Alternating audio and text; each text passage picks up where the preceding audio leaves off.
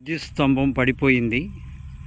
తుఫాను వెళ్ళి తర్వాత కూడా ఎవరో విద్యుత్ శాఖ వాళ్ళు పట్టించుకున్నది లేదు. ఇది చాలా పవర్ఫుల్ అయినటువంటిది. పశువులై వచ్చే వాటి చావుకు కారణం ప్రభుత్వం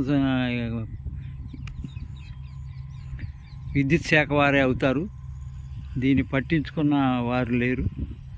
ఇది కానుపూడి వరకు వెళ్ళింది. పెదకామునిపూడి లింగాల నుంచి లైను కేబుల్ కూడా వేశారు. చూడండి ఎట్లా ఉందో. ఈ స్తంభం కూలిపోయింది. ఇది ఎక్కువ లోతు అవ్వలేదనుకుంటా. దీన్ని ఇరిగి పడిపోయిందో ఏమైనా ఇలా ఉంది.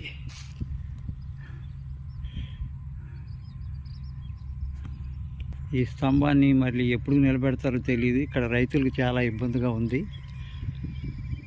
ట్రాక్టర్లు అవి కూడా వరిగడ్డి వేసుకెళ్తూ ఉంటారు. ఏదైనా ప్రమాదం జరిగితే తర్వాత ఇవన్నీ నష్టపరిహారాలు ఇచ్చినా ప్రాణాలు కోల్పోయిన వారు రారు. కొంచెం అందరూ శ్రద్ధ పెట్టి దీని గురించి షేర్ చేయండి ప్రభుత్వానికి తెలిసేలాగా. ఇది మండవల్లి మండలం పెదకానుపూడి నుంచి లింగాల వరకు లైన్ ఉన్నది.